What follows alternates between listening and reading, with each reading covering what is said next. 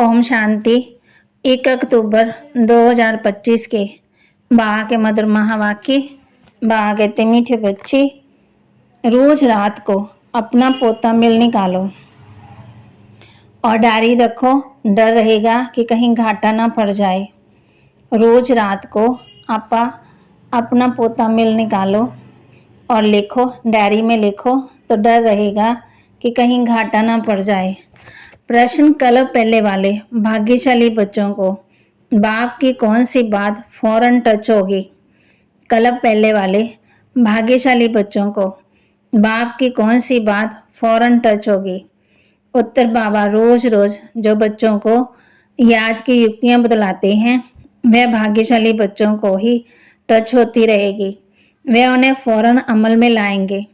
बाबा कहते, बच्चे कुछ टाइम एकांत के बगीचे में जाकर बैठो, बाबा से मीठी मीठी बातें करो, अपना चार्ट रखो, तो उन्नति होती रहेगी। धारणा के लिए मुख्य सार, ज्ञान के तीसरे नेत्र को धारण कर अपनी धोखेबाज आंखों को सिविल बनाना है। याद से कर्म इंद्रियां शीतल सतगुणी बनेगी, इसलिए यही मेहनत करनी है। ज्ञान के तीसरे नेत्र को धारण कर अपनी धोखेबाज आंखों को सिविल बनाना है। याद से कर्म इंद्रियां शीतल सतोगुणी बनेंगी, इसलिए यही मेहनत करनी है। धंधे आदि में टाइम निकाल एकांत में जाकर याद में बैठना है। कारण देखना है कि हमारा योग क्यों नहीं लगता। अपना चार्ट जरूर रखना है। कर्म करते भी टाइम निकाल एकांत में जाकर याद में बैठना है। कारण देखना है कि हमारा योग क्यों नहीं लगता। अपना चार्ट जरूर रखना है। वरदान, सहन शक्ति द्वारा अविनाशी और मधुर फल प्राप्त करने वाले सर्व के स्नेही भव। सहन शक्ति द्वारा अविनाशी और मधुर फल प्राप्त करने वाले सर्व के स्नेही भव। सहन करना मरना नहीं है, लेकिन सबके दिलों में स्नेह से जीना है। कैसा भी विरोधी हो, रावण से भी तेज हो, एक ही बार नहीं 10 बार सहन करना पड़े, फिर भी सहन शक्ति का फल अविनाशी और मधुर हो। सिर्फ ये भावना नहीं रखो कि मैंने इतना सहन किया तो ये भी कुछ करे। अल्पकाल के फल की भावना नहीं रखो, रहम भाव रखो। यही है सेवा भाव। सेवा भाव वाले सर्व की कमजोरियों को समा लेते, उनका सामना नहीं करते। स्लोगन, जो बीत चुका उसको भूल जाओ। बीती बातों से शिक्षा लेकर आगे के लिए सदा सावधान रहो। जो बीत चुका उसको भूल जाओ। बीती बातों की से शिक्षा लेकर आगे के लिए सदा सावधान रहो। अव्यक्त इशारे, स्वयं के और सबके प्रति मनसा द्वारा योग की शक्तियों का प्रयोग करो। स्वयं के और सबके प्रति मनसा द्वारा योग की शक्तियों का प्रयोग करो।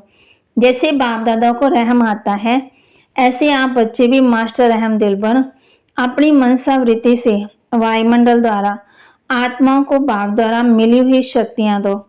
जब थोड़े समय में सारे विश्व में सेवा संपन्न करनी है, तत्व साय सबको पावन बनाना है, तो मनसा द्वारा तीव्र गति से सेवा करो। योग की शक्तियों का प्रयोग करो। तो बाग है, तुम्हें बुद्धि का योग बाप के साथ लगाना है, सिवाय बाप के और कोई दे नहीं सकता है ज्ञान। फिर बाम बच्चों कहते, बाप का परिचय कैसे देवें? इसके लिए युक्ति रची जाती है कि वह जब निश्चय हो तब समझे कि बाप सत्य हैं। जरूर बाप सत्य बातें ही बताते रहेंगे, इसमें संशय नहीं लाना चाहिए। याद में मेहनत है ना, माया इसमें ही विघ्न डालती है, घड़ी घड़ी बुला देती है। बाप कहते, ये ज्ञान सबके लिए, सिर्फ बाप का परिचय देना है। आत्मा रूप में सब कौन है? भाई भाई हैं। तुम जितना बाप को याद करते रहेंगे उतनी कर्म इंद्रियां शीतल होती जाएंगी। कर्म इंद्रियां कभी भी धोखा नहीं देंगी। 5000 वर्ष की बात है, लाखों वर्ष का हिसाब कहाँ से आया?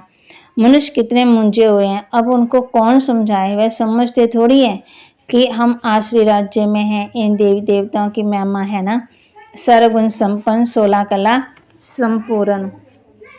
फिर बाम बच्चों को याद दिला रहे हैं कि 84 जन्म लेते लेते तुम पतित बने हो, अब फिर पवित्र बनना है, ये ड्रामा का चक्कर है।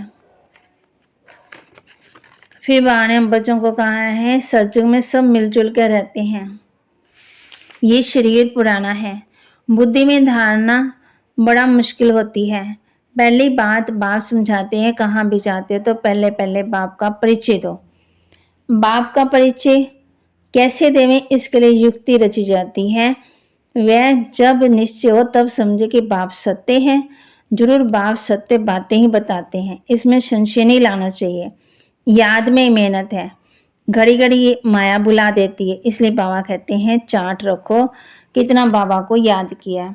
बाबा के महावाक्य को लाइक, शेयर और सब्सक्राइब करें। बाबा के महावाक्य को लाइक, शेयर और सब्सक्राइब करें और अपने जीवन में जरूर धारण करें। ओम शांति।